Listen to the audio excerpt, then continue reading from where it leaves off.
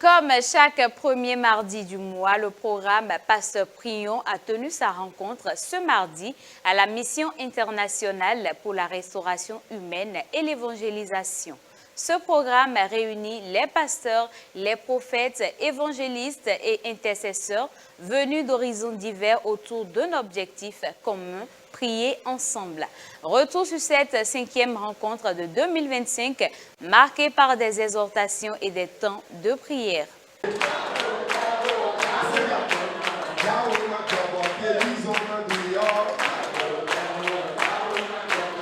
Le programme Pasteur Prions, fidèle à son rendez-vous mensuel, a tenu sa session du mois ce mardi à la Mission internationale pour la restauration humaine et l'évangélisation. Comme à l'accoutumée, l'événement a réuni de nombreux fidèles et hommes de Dieu venus pour prier. Tout au long de ce programme, plusieurs prières ont été lancées mobilisant le peuple dans des moments d'exhortation et de prière.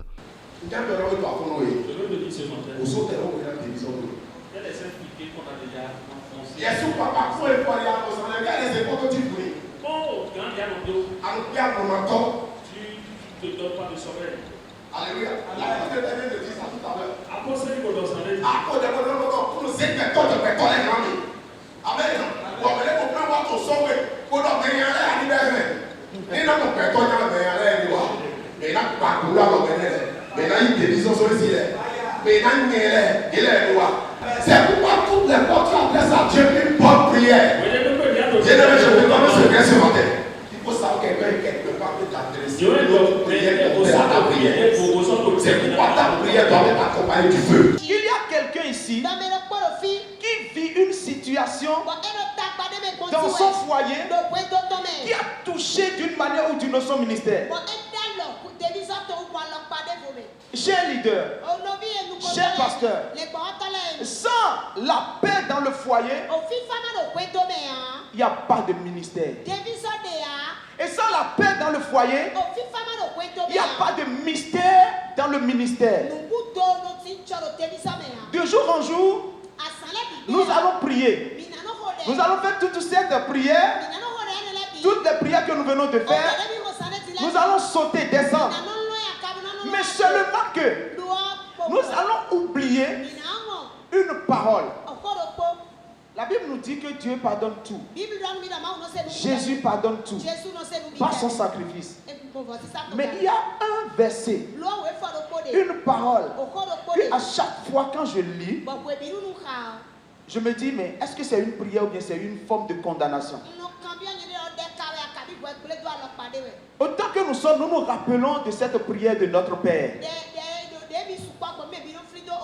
Et quand nous avançons dans cette prière, arrivé quelque part, le Seigneur disait, pardonne-nous nos offenses, comme nous pardonnons à ceux qui nous ont offensés. Autrement dit, si je ne pardonne pas à mon frère, à ma soeur, à mon épouse ou à mon époux, Père, toi-même ne me pardonne pas.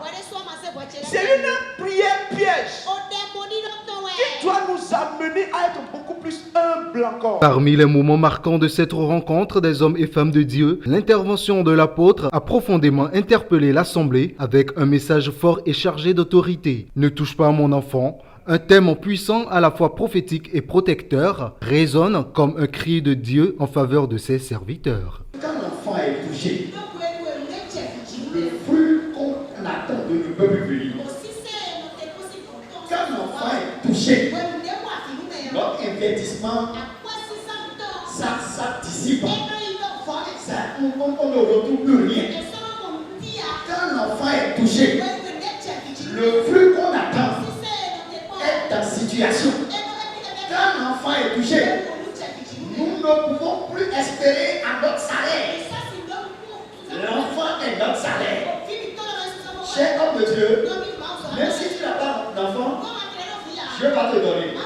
Si tu as, comprends que ce message est important pour toi. Quand l'enfant est touché, le salaire qu'on attend d'enfant ne vient plus. À la fin de cette intense séance de prière, les uns et les autres expriment leur satisfaction. Il y a aussi beaucoup de parole parce que effectivement ce que nos enfants ou les enfants des églises ou des ministères font aujourd'hui, ça n'agrée pas le cœur de Dieu. Et on continue de parler de ça à leurs parents et nos enfants aussi. Et le message n'est encore passé de nous, ça m'a créé le cœur. Secondo, le pardon. D'enlever les amertumes du cœur.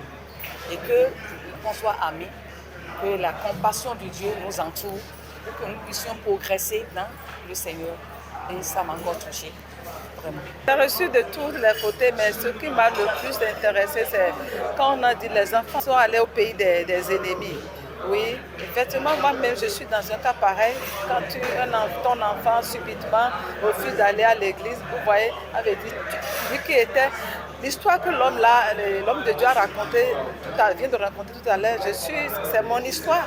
Je rends grâce à Dieu pour avoir participé. Le programme Pasteur Prions se poursuit. Le prochain rendez-vous est fixé au mardi 3 juin, une nouvelle occasion pour les hommes et femmes de Dieu de se retrouver dans la présence du Seigneur.